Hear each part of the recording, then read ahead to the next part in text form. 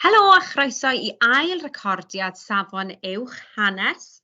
A heddiw fyddwn ni yn parhau I edrych ar uned 1 ac I barhau mireinio ar ei techneg arholiad ni mwyn cael mynediad i'r bandiau uwch.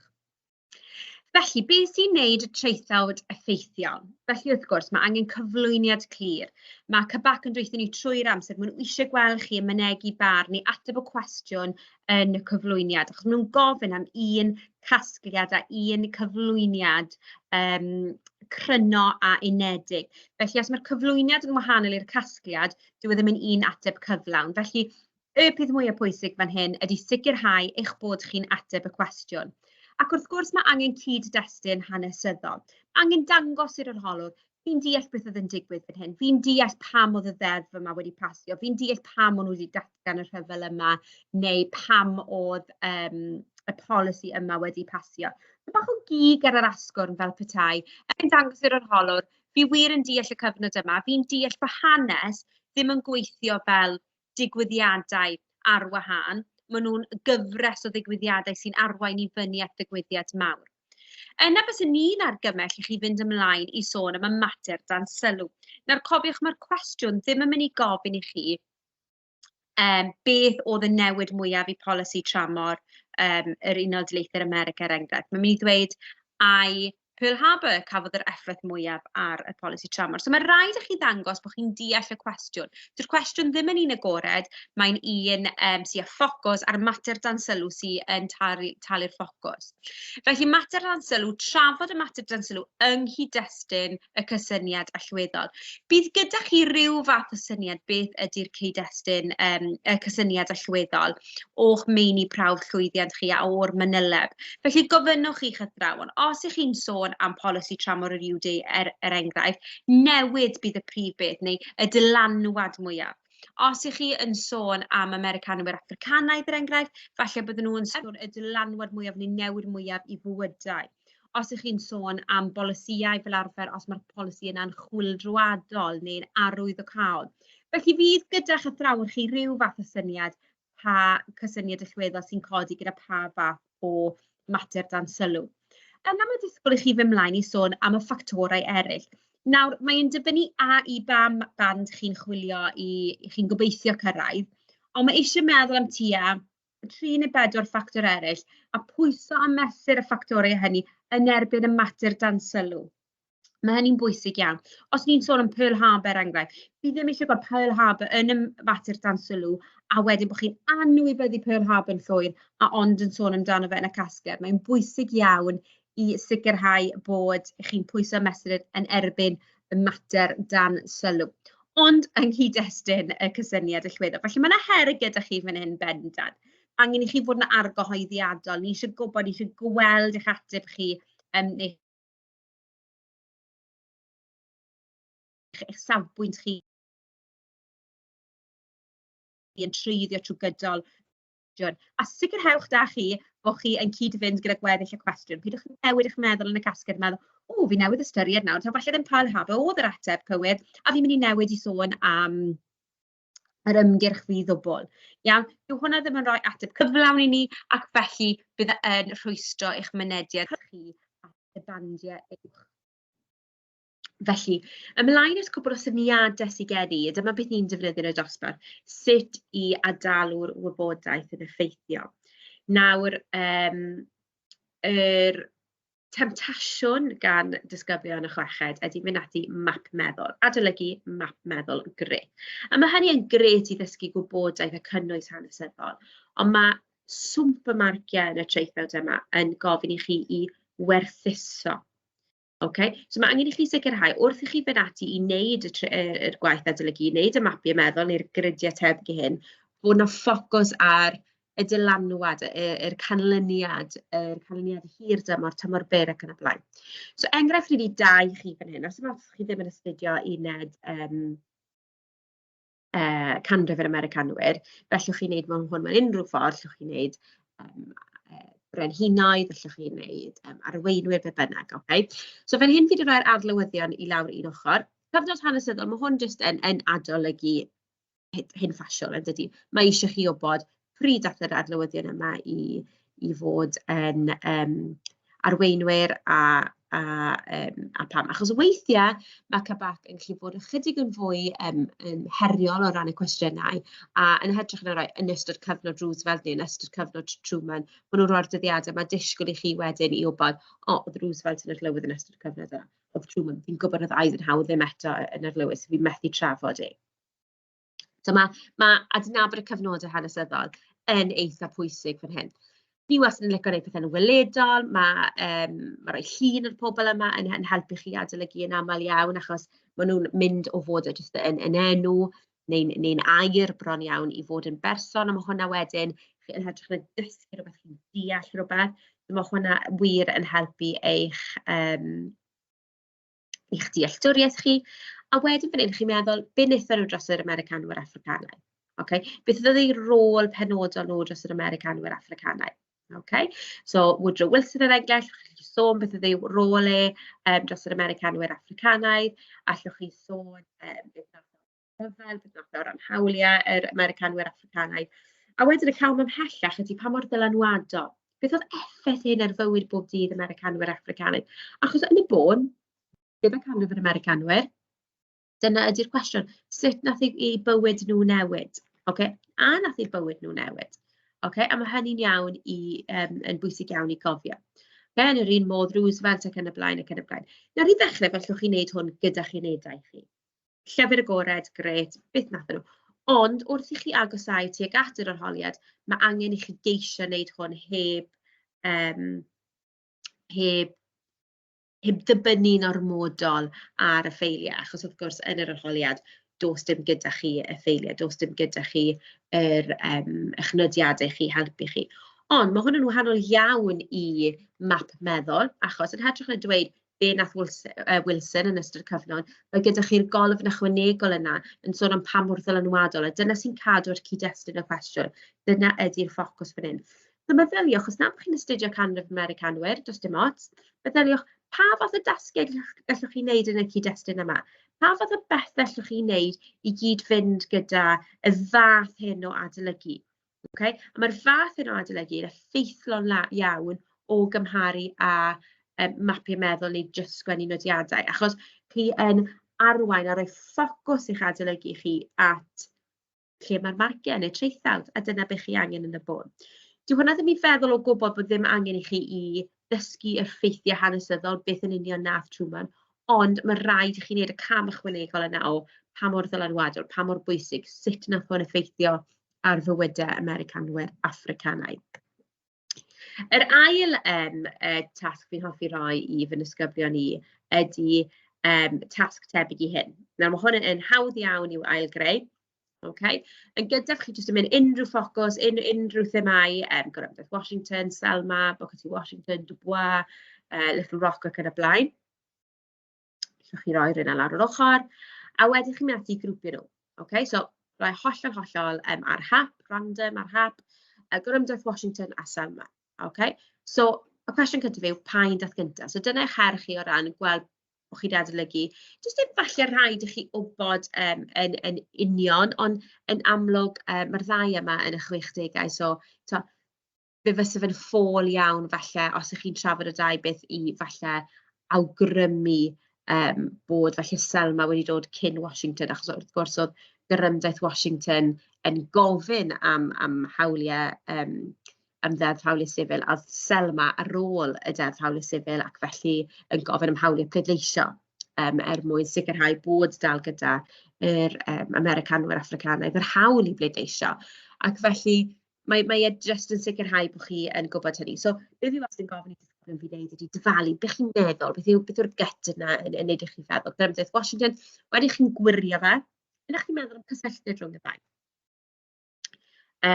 Yn Gorymdaith Washington, ydyn nhw orymdeithio dros i ofyn am yr hawliau sifil yma yn yr Unol Daleithiau America.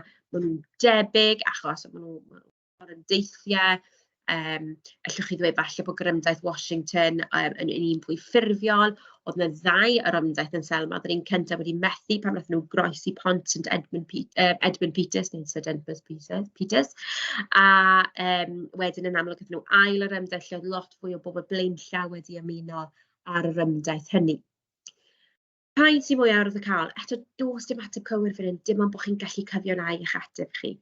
Fi'n credu taw Gyrymdaith Washington, wrth gwrs taw Gyrymdaith Washington oedd e wedi cael ei ddarlledu ar draws y byd, oedd papurau newydd wedi trafod y peth, oedd pobl blaenllaw iawn fel Martin Luther King wedi siarad, oedd y lleoliad yn bwysig achos y cysylltiadau gyda'r llywodraeth ac yn y blaen ac yn y blaen.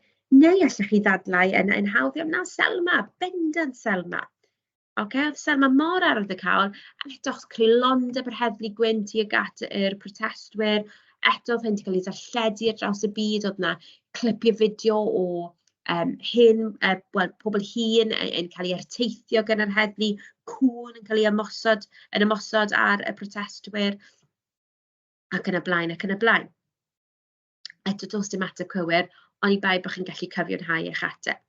A wedyn, jyst rhywbeth i helpu chi symud ymlaen at yr adolygu, chi'n mynd ati i benderfynu, fi'n eitha hyderus am Gyrymdaith Washington. Weithiau fi'n cymysgu fel angor o rhywbeth o 8 allan o 10 i Gyrymdaith Washington.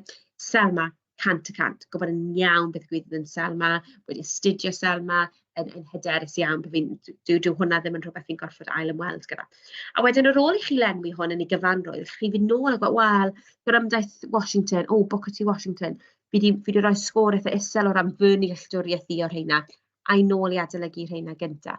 Y tuedd weithiau gyda disgyblion a oedolion mewn gwirionedd ydy i fy nôl i adolygu rhywbeth chi'n hyderus ynddi, achos chi'n mynd i deimlo'n well am y peth. Ond mae hynny, dwi'n mynd arfer da iawn, dwi'n mynd i helpu chi'n y pen draw.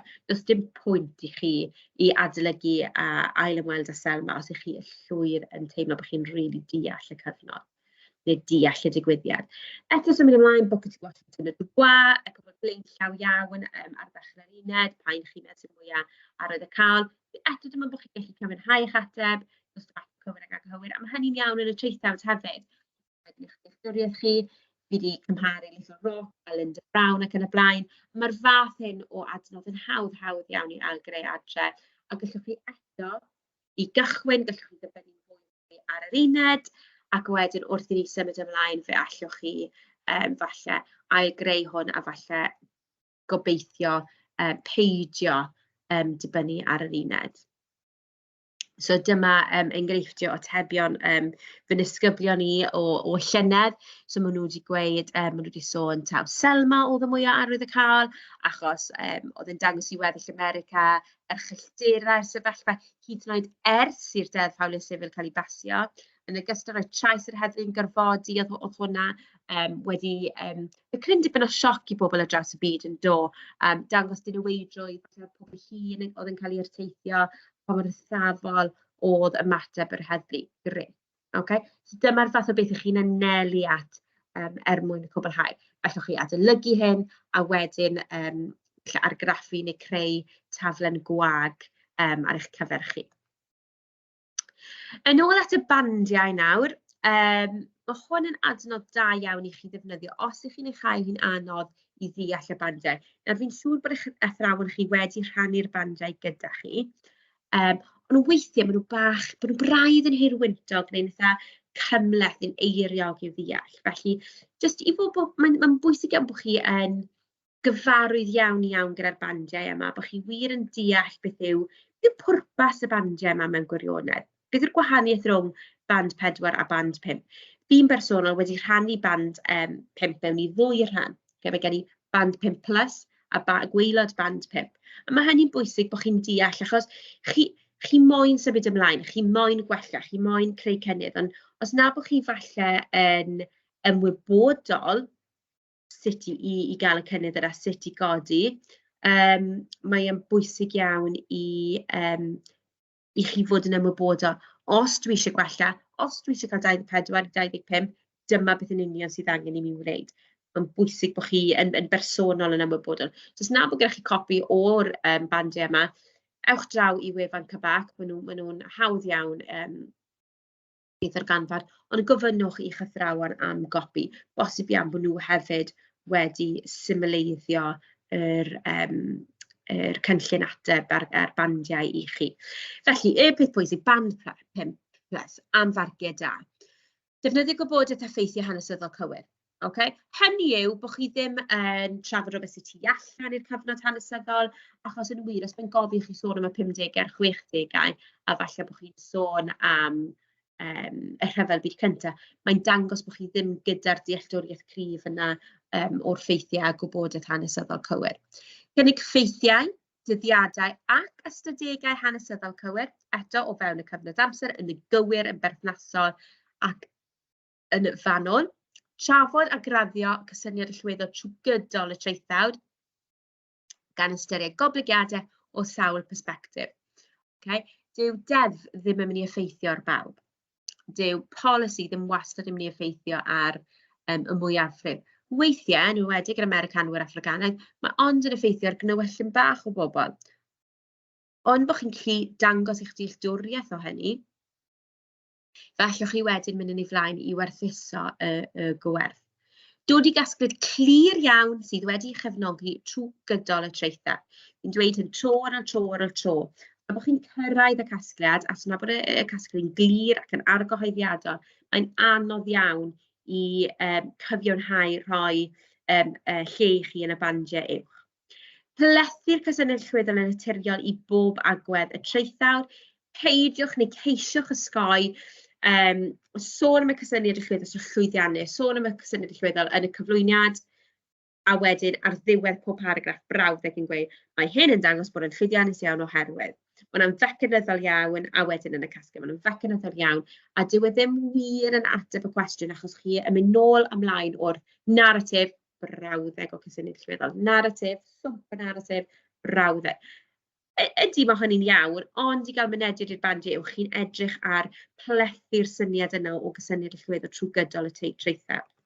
Graddio'r cysyniad allweddol, ni'n gael fe'n graddio yn ein ysgol ni, fi'n siŵr bod gyda chi falle termau gwahanol, yn llwyddiannus iawn, peth llwyddiant yn fethiant, fe chi'n dangos bod chi wir yn deall y cysyniad allweddol. So graddio'r cysyniad allweddol yn gyson iawn mwyn gwerthuso gwerth a goblygiadau'r cwestiwn. Traethawd cytbwys gan mwyaf am y cydberthnasau rhwng ffactorau allweddol gan pwysau mesur yn erbyn 3-4 ffactor arall. Trafod yr holl gyfnod amser. Dyw hwnna ddim yn meddwl bod rhaid i chi sôn am bob un degawd, fel fi'n esbonio i fy nisgyblion i. Os ni'n edrych yn ôl ar y 10 mlynedd diwetha, o'n hanes ni, hanes cyfoes ni wedi cael Brexit, cyfnod clo, rhyfel Wcrain, rhyfel yn Israel. Ni wedi cael lot fawr o bethau eitha mawr yn digwydd mewn cyfnod byr iawn. Falle mae yna lot yn fwy yn amlwg. A falle cyn hynny, gellir ddadle falle yr degawd cynt yn un eitha tawel. Felly, dyw hanes yn anffodus ddim yn helpu ni fel haneswyr sy'n astudio a bod yna dim ond 2 peth mawr yn digwydd bob degawd. Felly mae angen i chi fynd ati i grwpio pethau. Os ni'n edrych ar cyfnod Americanwyr Affricanaidd, mae yna gyfnodau penodol ni'n dueddol o sôn am y 50au, 60au. Na, mae yna lwyth o bethau i sôn amdan yn y 50au, 60au i Americanwyr Affricanaidd. Chi'n methu sôn am bob un ohonyn nhw. A'r tuedd weithiau yn enwedig yn adran by, tuedd weithiau i ymgeiswyr ydy bod yna dros hanner y traethawd yn sôn am y 50au a 60au. A fi'n deall, dyna lle mae pethau mwyaf falle cyffroes yn digwydd. Dyna lle mae llwyth o bethau i chi yn hyderus iawn. Mae rhaid i chi sicrhau bod chi dal yn sôn am byd o mawr, y rhyfel byd cyntaf, ail rhyfel byd, y polisïau, ymateb yn y 70au, 80au. Achos os na chi jyst ddim yn ateb y cwestiwn, chi ddim yn rhoi darlun cyfan i ni o'r cyfnod cyfan. A mae hynny yn bwysig iawn. Traethawd sy'n darllen yn dda, paragraff y clir, sgiliau gramadegol yw hyn. Dyma lle ni'n edrych ar rhyw fath o strwythur i'r cwestiwn. Mae'n anodd iawn i ni fel athrawon. Ni'n trio tynnu, i chi fel ymgeiswyr, ni'n trio tynnu chi nôl o fod yn rhy fecanyddol, ond ni hefyd angen traethawd sydd wedi strwythuro'n dda. Felly dyna lle mae marfer eich traethodau a darllen adborth eich athrawon chi wir o fydd i chi. A ôl paratoi'r cynllunio, fi wrth y modd pan fi'n marcio traethodau gweld rhyw fath o gynllun ar top dudalen. Mae'n dangos i fi bod yr ymgeisydd cyn hyn yn darllen y traethawd wedi rhoi rhyw fath o cynllun yn ei le. Nawr, jyst ddim angen i'r cynlluniau traethawd yma fod yn rhai manwl, fel ych chi'n neud yn y dosbarth, gallai fod yn dyma'r cysyniad llweddol, dyma'r mater dan sylw, dyma'r ffactorau eraill dwi eisiau trafod, dyma'r casgliad, dyma be fi'n credu. Cwbl o pytiau, jyst i roi chi, mae'n ffocysu chi cyn hyd yn oed dechrau sgwennu. Mae'n poeni fi, i fod yn onest, pan fi'n gweld papur arholiad yn dychwelyd, a bod na'r un darn o nodiadau. Dim ar y papur pinc, ar y cwestiwn arholiad ei hun, a bod na ddim yr un darn o scribbles, achos fi'n meddwl, ydy'r person yma jyst i lwnsio mewn i'r cwestiwn. Chi'n sgwennu traethawd, yn y byd go iawn, i fod yn onest, bysych chi byth yn sgwennu traethawd dan y modau arholiad, fysych chi'n cynllunio, fysych chi'n mireinio, fysych chi'n sgwennu, fysych chi'n ail-ddrafftio, ond mae gofyn i chi fynd yn i sgwennu'r traethawd, felly mae angen yr ôl paratoi yna arnoch chi. Fi'n addo i chi, chi'n teimlo dan bwysau amser, fi'n addo i chi, bydd eich traethawd chi'n well os ych chi'n clusnodi rhyw 5 munud i gynllunio traethawd o flaen llaw. Bydd e'n fwy soffistigedig. Wedyn band 4, felly dyma lle ni angen gweld, ond mae band 4 yn gofyn i ni hyn, ac felly beth mae band 5 yn gofyn i. Sut allai mireinio a gwella fy nhraethawd i mwyn cyrraedd band 5. Felly mae band 4 yn gofyn i chi defnyddio gwybodaeth effeithiau hanesyddol cywir ar y cyfan. Mae band 5 yn gofyn i chi i ddefnyddio gwybodaeth effeithiau hanesyddol cywir. Sy'n golygu, ni ddim yn licio cymryd marciau pan mynd ni yn marcio. Mae'n golygu, os bydd ambell i beth bach yn, ni fel, dim hwnna ddim cweit yn addas, neu, 63 oedd hwnna, nid 53.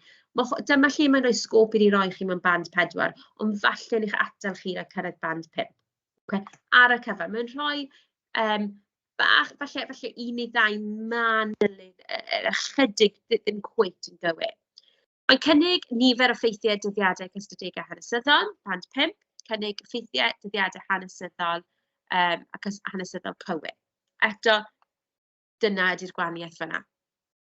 Trafod y cysyniad, os ni'n edrych ar y golwg yn ola yma, sef geiriau cyfan, canolbwyntio'n bennaf ar cysyniad allweddol y cwestiwn ysodwyd a dangos tystiolaeth. So canolbwyntio'n bennaf. Okay? So rhan fwyaf o traethawd, so bod chi ddim yn cwmpo mewn i'r trap narratif o dyma fi'n dweud stori i chi am Americanwyr Africanaidd, bod chi'n gwerthuso yn erbyn y cysyniad allweddol trwy'r amser, ond bod chi'n deall falle bod bach yn wanach yn y paragraff yma. Ar gyfer band 5, canolbwyntio'r cysyniad allweddol y cwestiwn a sodwyd, jyst dim yn bennaf. So jyst dim y lle na i chi i slacio o gwbl. Okay? Trafod, ni wedi sôn am y cysyniad allweddol, pwysau mesur yn erbyn, y testyn neu'r mater dan sylw ni'n gael fe, ond weithiau mae pobl yn gael fe'n testyn. Okay? A wedyn yn y band 5, mae'n gofyn i chi i drafod hynny trwy gydol y traethawd. So dyma ydy'r man bethau sy'n ychydig yn wahanol. Ceisio darparu dadleuon mwyn llunio barn, a wedyn mae'n gofyn i chi fan hyn gyda band 5 i ddod i farn cryf yn dydy. So mae'n sôn am y casgliad clir iawn wedi chyfnogi trwy gydol y traethawd.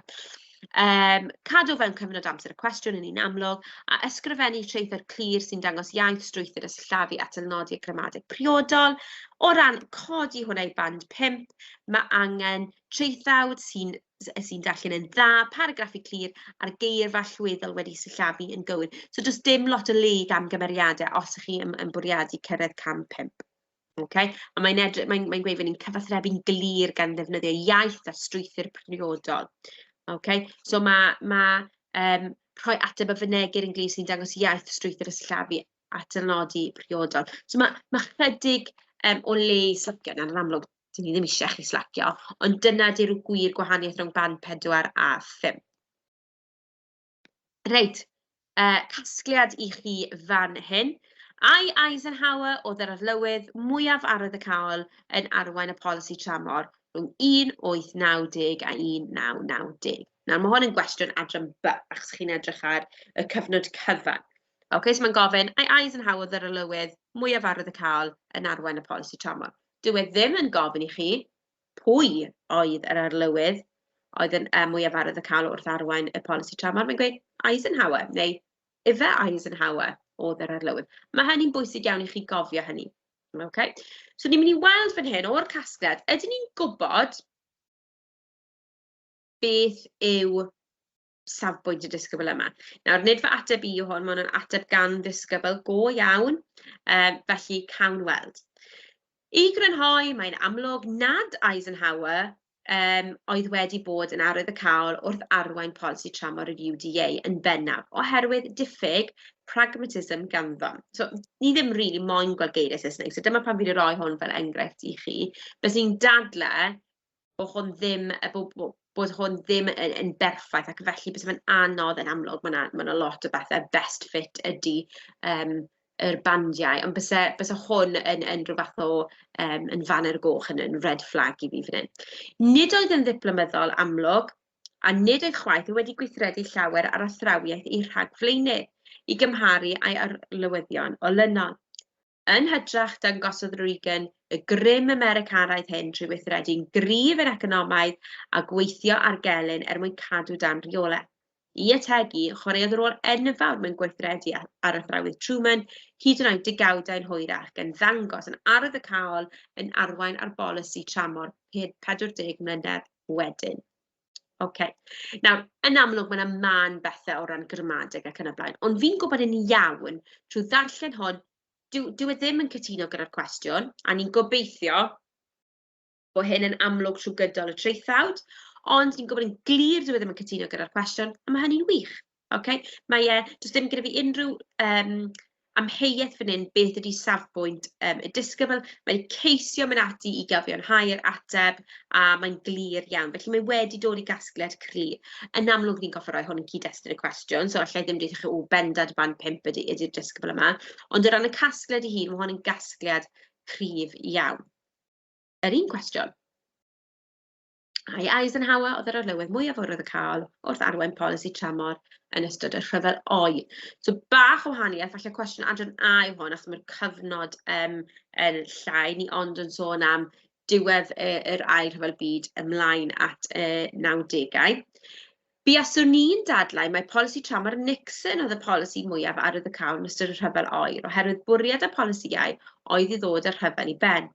Credaf mae'r arlywydd oedd wedi gweithredu'r polisïau oedd yn dod â'r rhyfel oer yn agosach i'r diwedd ac yn ceisio creu heddwch rhwng yr UDA a'r Undeb Sofietaidd oedd yr arlywydd mwyaf llwyddiannus gyda'r polisïau mwyaf arwydd y cael. Bwriadau Nixon yn wahanol iawn i fwriadau polisïau Eisenhower a Nixon daeth yn yr agosaf at ddiwedd y rhyfel. Felly, nad oedd polisi Eisenhower yn effeithio yn rhy modd ar Reagan, doedden nhw ddim mor chwaith ar y syml a polisïau Nixon. Nawr, fi'n deall beth mae'r disgybl yma'n trio gweud. Mae'n trio anghytuno gyda'r cwestiwn a trafod Nixon. Mae braidd, mae'n llai argyhoeddiadol yn dydy. Mae ond unwaith yn sôn am Eisenhower, sef y cwestiwn. Okay? A hyd yn oed os chi'n anghytuno gyda'r ffaith a Eisenhower oedd yr arlywydd mwyaf arwydd y cael, mae dal eich chi pwyso mesur yn erbyn Eisenhower os ych chi yn dod i gasgliad arall. Mae hefyd yn sôn am Reagan, ond ddim cweit yn datblygu'r syniad yna. So, ran jyst casgliad, wrth gwrs mae yna ambell i wall gramadeg fan hyn hefyd, gyda prif lythrennau ac yn y blaen. Ond fi ddim yn teimlo, fi ddim yn darllen hwn ac yn teimlo, fi'n gwybod yn union beth mae'r ymgeisydd yma'n dweud. Fi bach fel, mae rhaid fi edrych i weld beth ydy'r ateb. A mae hynny'n fwy o her i'r arholwr. Okay? So mae am hwn lot llai argyhoeddiadol ac yn glir. Dyma enghraifft arall i chi. Ai Pearl Harbor oedd y trobwynt mwyaf ar y cael ym polisi tramor yr UDA rhwng 1890 a 1990. Nawr, sy'n ni'n meddwl falle bys fe'n gofyn rhywbeth mwy thematig yn lle Pearl Harbor, ond mae hwn jyst yn enghraifft a jumper. I grynhoi mae'n amlwg mae Pearl Harbor oedd y trobwynt mwyaf arwydd y cael o fewn polisi'r UDA. Gwelwyd newid parhaol mewn polisi o niwtraliaeth a heddwch i ryfel. Fe roedd y thema o myrraeth yma wedi parhau fewn i'r rhyfel oer wrth ddilyn polisi cyfyngiant i'r UDA. Bu rai newidiadau chydig arwydd y cael, nid oedd rhai digon parhaol wrth ystyried trobwyntiau mawr. Nawr, mae'n gret ar y dechrau, wedyn mae'n jyst yn mynd bach yn wishy-washy. So, fi'n credu bod sylfaen yn dda iawn fan hyn, ond beth sy'n ni'n licio gweld gyda'r ymgeisydd yma yw bod nhw jyst yn ymelaethu ychydig gyda be maen nhw'n meddwl o'r polisi cyfyngiad a beth oedd y newidiadau eraill maen nhw'n meddwl falle oedd yn berthnasol. So, mae'r frawddau cyntaf yn wych i grynhoi, mae'n amlwg mae parhaodd y tro bod mwyaf arwydd y cael o fewn polisi yr UDA, ond mae eisiau ehangu ychydig yn fwy ar y safbwynt hynny, mwyn wirioneddol sicrhau bod yr arholwr yn deall safbwynt yr unigolyn. Sylfaen da, bendant lle i wella. Felly, o ran casgliad, ni eisiau casgliad argyhoeddiadol yn y hoff geiriau fi, siŵr bod fy nisgyflion i wedi cael llon bol o clywed fi'n dweud, o'r treithad yma ddim yn argyhoeddiadol. Hynny yw bod yr arholwr yn darllen eich ateb chi a meddwl, fi'n cytuno, fi'n credu taw parhaodd oedd y trobwynt mwyaf.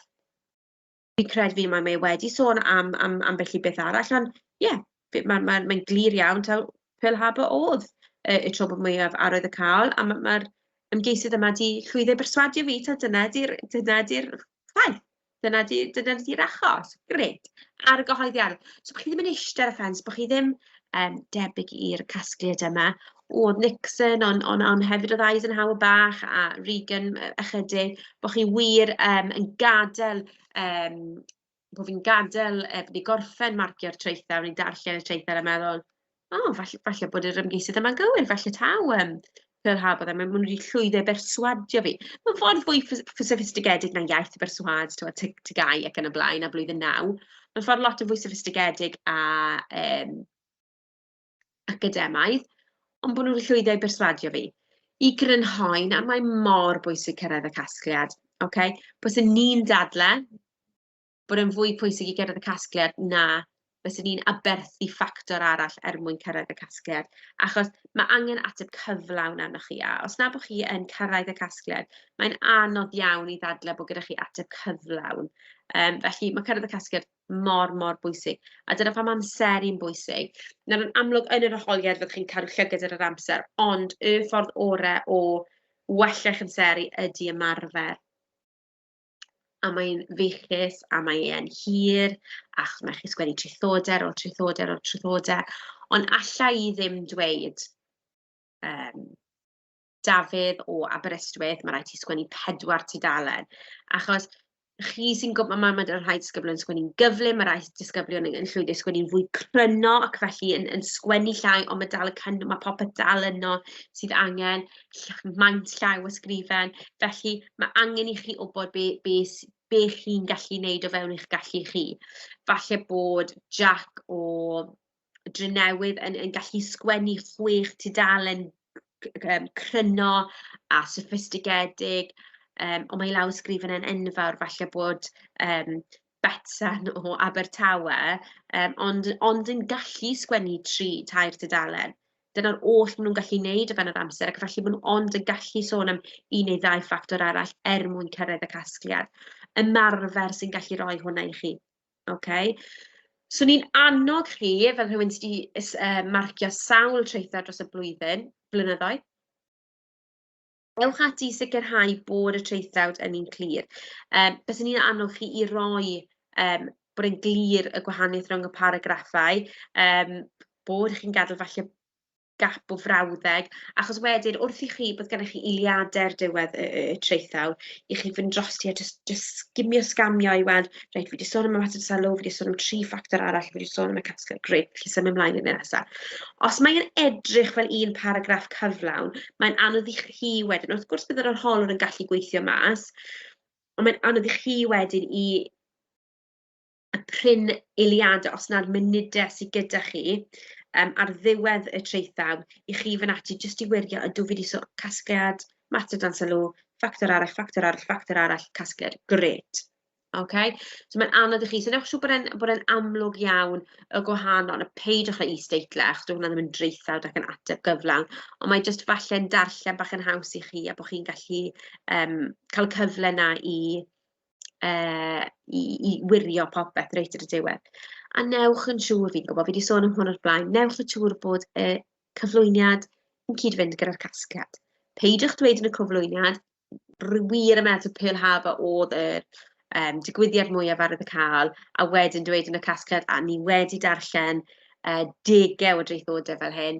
O, fi wedi newid meddwl fi nawr yn meddwl taw yr ymgyrch fi ddwbl oedd y peth mwyaf ar y cael, neu y bomiau atomig ac yn y blaen, be bynnag. Okay? Peidiwch newid eich meddwl. Hyd os chi wedi newid eich meddwl am fan hyn, dim ots, mae rhaid i chi gyd fynd. A dyna lle mae'r syniad, os ych chi'n dechrau clicio, taw un ateb cyflawn yw hwn, nid cyfres o baragraffau ar wahân, o fi'n mynd i sôn am y mater dan sylw, wedyn fi'n mynd i sôn am ffactor arall, fi'n mynd i ngofio am y mater dan sylw, wedyn fi'n mynd i sôn am ffactor arall, fi'n mynd i ngofio am y ffactor arall ar mater dan sylw. Mae'n un ateb cyflawn. Okay? A os chi'n meddwl amdani fel un ateb cyflawn, bysach chi ddim yn mynd ati i roi cyflwyniad sy'n wahanol i gasgliad. Dyma y strwythur, a fi ond yn rhannu hyn gyda'r disgyblion sy'n chai'n anodd i gyrraedd band 4, nes i wir ar waelod band 4. Dyma ydy'r strwythur mecanyddol sylfaenol. Nawr, mae hi yn mis Ionawr, os ych chi'n chai'n anodd, os mae'ch athro chi wedi dweud chi, o, mae strwythur traethau fi'n hyfryd. Gadewch hwn, peidiwch edrych ar hwn ddwywaith. Okay? Os mae'ch athro wedi dweud chi, o ti dal yn eich chael anodd i strwythur y traethau, dyma'r ddogfen i chi. Nawr, a gobeithio erbyn yr holiad chi'n mynd i dynnu i ffwrdd o hwn. Mae hwn yn fecanyddol iawn, mae'n ailadroddus iawn, ond mae dal yn rhoi sgôp i chi i gael mynediad i'r bandiau. Okay? So, mae gen i cyflwyniad. Llawer o nodiadau, fi wedi dewis tuduriaid sy'n ots beth yw'r cynnwys. Llawer o nodiadau yn ystod cyfnod hari'r seithfed. Mae'n glir taw, os mae'r cwestiwn gofyn yn polisi economaidd, mae'n glir taw polisi economaidd oedd yr newidiadau newid mwyaf llwyddiannus. Okay? Y mater dan sylw, gweld llawer o heri economaidd, llwyddodd hari'r seithfed i osgoi rhyfeloedd costus, tramor, i flaenoraethu'r polisi Trump, be bynnag chi eisiau gweud. Roedd hyn yn llwyddiannus iawn oherwydd, nath gadw statws, nath gadw eto nath osgoi rhyfeloedd, nath llwyddo i adeiladu llysoedd a cestyll a palasau a cyrtiau crand iawn. Oedd yn bwysig iawn os ni'n edrych pan oedd y llys genhadon o dramor yn dod draw, o'n nhw yn meddwl bod Harry Seithfed yn gyfoethog iawn, a mae gwledydd tramor yn llai debygol o ymosod ar wledydd os maen nhw'n meddwl bod nhw yn gyfoethog, achos yn amlwg os nhw'n meddwl bod arfau ac yn y blaen. Hefyd roedd yn llwyddiannus iawn yn hir dymor oherwydd nath agos y sylfaen da i'w blant o ddyddiadau feddi'r gorau ac yn y blaen. Ffactor arall. Gweld llawer o heriau o ran gwledydd tramor oherwydd Margaret Bwrgwyn ac yn y blaen. Bach o gyd-destun fyna. Wedyn dyma'r frawddeg sy'n mynd i alluogi chi i drafod y cysyniad allweddol a pwyso a mesur yn erbyn y mater dan sylw. Roedd gallu Harry Seithfed i ddelio gyda hyn yn fwy llwyddiannus neu'n llai llwyddiannus na'r polisi economaidd oherwydd. Hefyd, roedd Harry Seithfed wedi delio gyda hyn yn fwy llwyddiannus neu'n llai llwyddiannus na'r polisi economaidd oherwydd. Nawr, fel i fi'n dweud, mae hwn mor fecanyddol. Okay? Ni moyn cadw'n bell i ffwrdd o hwn. Ond, mae yn rhoi'r mynediad i chi i'r bandau is. Be fydd e ddim yn rhoi mynediad i chi i band 5 er enghraifft ydy achos bod e'n fecanyddol. Achos bod e ddim yn draethawd sophistigedig. Ond, sy'n ni'n dadlau bod e'n well i gael traethawd sy'n rhoi mynediad i chi drafod y cysyniad allweddol ar mater dan sylw, na bod chi'n mynd off-track yn gyfan gwbl ac yn rhoi stori hirwyntog i ni, okay, neu narratif. Mae hwn yn rhyw fath o sicrhau bod gyda ni traethawd da, okay? Yn hytrach na'n traethawd narratif, stori, amser stori. Dych chi ddim yn mynd i ennill lot o farciau ar gyfer hynny. Okay? A i orffen, na i adael chi gyda'r brawddegau yma. Be bys ni'n annog i chi wneud nawr, falle wrth i chi ddechrau paratoi i adolygu. Cofiwch, mae angen i chi baratoi mwyn adolygu. Chi methu just lonsio mewn i adolygu. Mae angen i chi wneud siŵr bod gyda chi yr holl wybodaeth. Mae angen i chi wneud siŵr os mae yna fylchau gyda chi, bod rheina wedi i lenwi. Nawr, un beth gallwch chi wneud ydy map meddwl. gyda'r holl dechreuadau brawddegau dadansoddol. So allwch chi fynd a cwbl o rhain, roi yn fwy llwyddiannus neu'n llai llwyddiannus na oherwydd. Okay? Mae hwnna'n batrwm iaith da ar gyfer traethawd sylfaenol. Ond wrth gwrs mae gennych chi dechreuadau brawddegau dadansoddol. Be ni eisiau aros i ffwrdd o ydy, yn gyntaf oedd Harry i'r seithfed wedi pasio polisïau economaidd. Yn ail, gallwn ni drafod bod wedi pasio polisïau tramor. Yn drydydd, gallwn ni sôn am y ffordd oedd wedi ymateb i'r ymhonwyr. Ni eisiau cadw i ffwrdd o hynny, achos ni eisiau iddo fod yn ateb soffistigedig. Okay, so ni eisiau camu ffwrdd o'r reina.